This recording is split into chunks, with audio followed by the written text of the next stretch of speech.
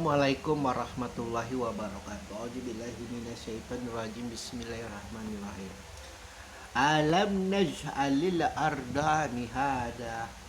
Bukankah kami telah menjadikan bumi sebagai hamparan? Sudah 2 kali Allah kita temukan di dalam ayat Al-Quran bahwa Allah mengatakan bumi sebagai hamparan. Bumi sebagai tempat istirahatmu. Wahai tamu-tamuku, sekali lagi kita ini tamunya Allah. Alam semesta ini memiliki Tuhan, namanya Allah Subhanahu wa Ta'ala. Kalau kau percaya Islam, kalau kau percaya Muhammad, kalau kau percaya Al-Quran, aku hamparkan bumi ini untuk tamu-tamuku yang bernama manusia, untuk orang yang berbuat baik, orang yang berbuat jahat, orang yang berlaku adil, orang yang berlaku jujur, baik orang penista, pencoleng, pejamret, perampok atau apapun itu aku hamparkan. Tidak ada pilih kasih, apakah karena engkau penjahat engkau tidak boleh di sini, kau harus di gunung atau kau harus di laut. Tidak, aku hamparkan saja, kau bebas. Dan hubunganmu sebagai manusia itu yang akan menentukan apakah engkau kehamparan yang bebas ini apakah terbatas atau tidak. Kan kalau penjahat, perampok, pencopet, penjamret kalau ketangkap kan mau gak mau harus di penjara, mau gak mau. Berbagai alasan apapun, baik itu karena istrinya kelaparan atau anaknya, apapun itu latar belakang kemanusiaan dia melakukan kejahatan. Sementara Allah mau membebaskan. Bumi sebagai hamparan. Hei kafir Quraisy, baik aku sama kamu. Aku tahu pada dasarnya manusia itu baik karena aku takdirkan mereka seluruhnya masuk surga. Tidak ada satupun yang manusia yang lahir brojol dari ibunya ini aku takdirkan untuk masuk neraka, nggak ada. Fir'aun nggak ada, itu aku takdirkan untuk menjadi musuhnya para nabi, nggak ada itu. Namrud dan yang lain-lain itu nggak ada, itu pilihan mereka sendiri.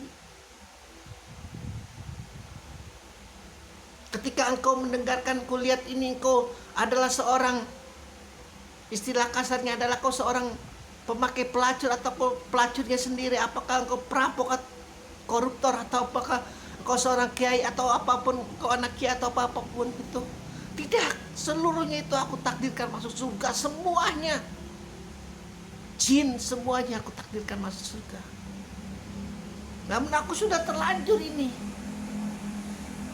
Ketika aku ciptakan Adam dan seluruhnya aku wajibkan untuk menyembah Adam. Karena ketika seorang malaikat berkata di hadapanku, bagaimana kau mungkin menciptakan manusia Allah? Kau lihat itu kelakuan jin, tiap hari berperang terus. Apakah malaikat kami ini tidak cukup engkau ciptakan, yang senantiasa bertasbih, berzikir, bertahmid, bertahlil untukmu? Engkau mengetahui, engkau tidak tahu apa yang aku ketahui, engkau tidak mengerti apa yang aku mengerti, engkau tidak paham apa yang aku pahami. Sampai tercipta Adam, apa yang malaikat itu rasa adalah cukup untuk dirinya, ternyata tidak. Adam ajarkan pengetahuan tentang alam semesta, sehingga Allah menyuruh seluruh malaikat untuk sujud di hadapan Adam. Lalu ada ini temannya Adam yang namanya iblis, tidak terima mendapat perlakuan istimewa hal semacam itu untuk Adam, karena tahu ini Adam ini pada dasarnya juga bisa jadi brengsek, bisa jadi bajingan, bisa jadi perampok, pencuri. Aku tahu ini banyak kelemahan ini manusia. Kenapa mungkin makhluk yang lemah ini disujuti oleh makhluk yang tidak lemah alias malaikat? Karena tahu bagaimana mulianya malaikat, bagaimana sucinya malaikat. Tidak. Kalaupun Adam ini mendapat kehormatan disujuti oleh malaikat, seharusnya aku. Nah itu tuh udah dengki tuh. Gak terima orang lain mendapat keberkahan, gak terima orang lain mendapat kemuliaan. Sama seperti Abu Lahab yang sampai detik ini dimakan ruhnya di dalam neraka, di dalam perut bumi. Kenapa Muhammad sih yang jadi nabi? Aku lebih tampan daripada Muhammad. Aku lebih kaya, istri-istriku cantik, anak-anakku cantik-cantik, tampan-tampan. Muhammad tidak bisa baca, tidak bisa menulis, gak punya orang tua, untuk apa dia jadi nabi? Orang bodoh semacam itu. Itu 11-12 dengan apa yang dipikirkan oleh iblis kepada Adam. Kenapa Adam yang mendapat kemuliaan? Kenapa Adam yang disujuti oleh malaikat? Seharusnya aku tiap hari sholat sampai ribuan tahun, apakah tidak dilihat oleh Allah? Itu sekali lagi,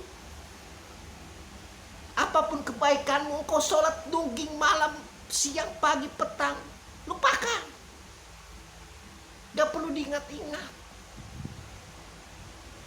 Kecuali kau melakukan kesalahan, kau harus ingat, agar kau cepat-cepat bertobat, cepat-cepat minta maaf, cepat-cepat beristighfar.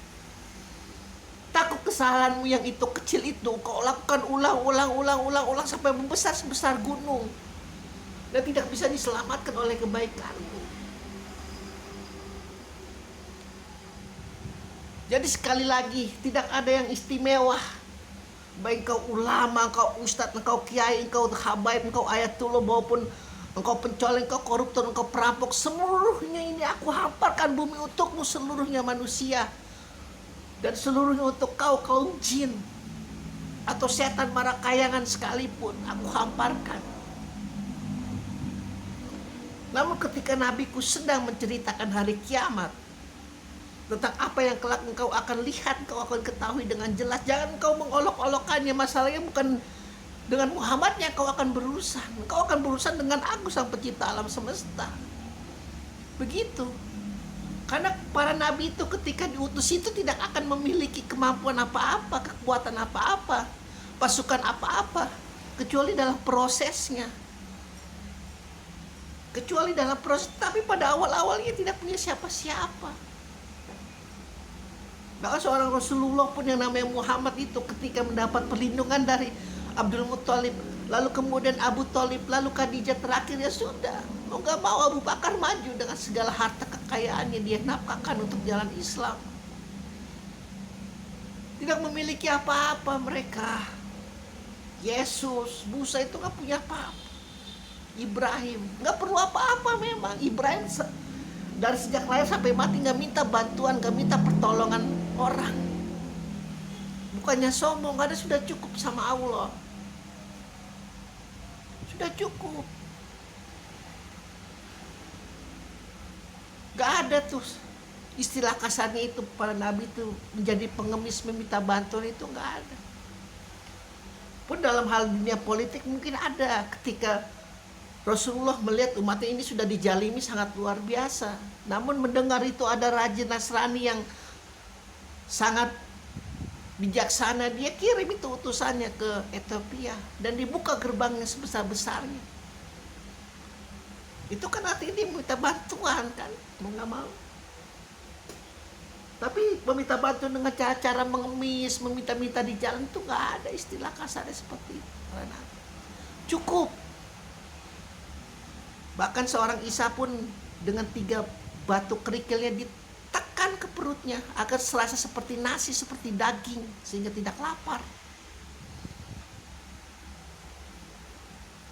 Bukankah kami telah menjadikan bumi sebagai hamparan, wahai kafir Quraisy? Istilah kasarnya seperti itu pada khususnya pada umumnya untuk seluruh manusia. Engkau bergaul, engkau bercanda, engkau bercekrama, engkau berbuat maksiat, engkau berbuat baik, engkau sholat, engkau atau apapun itu, aku hamparkan. Tidak ada itu istilahnya engkau karena engkau terlahir kau harus di sana, nggak ada. Allah hamparkan. Apapun itu, karena ketika engkau merasa kok aku harus di sini, itu karena hukum manusia. Karena ketika itu ketika Hitler berkuasa, Yahudi di mana-mana dibantai, itu bukan karena Allah, karena manusianya. Karena seorang Hitler yang semasa kecil, semasa hidupnya mendapat perlakuan tidak adil dari orang Yahudi, ya ketika dia mendapat kekuasaan dia membalas dendam. Hati-hati makanya. Hati-hati. Alam naj'alil arda mihada. Bukankah kami tidak telah menjadikan bumi sebagai hamparan? Alhamdulillahirabbil alamin.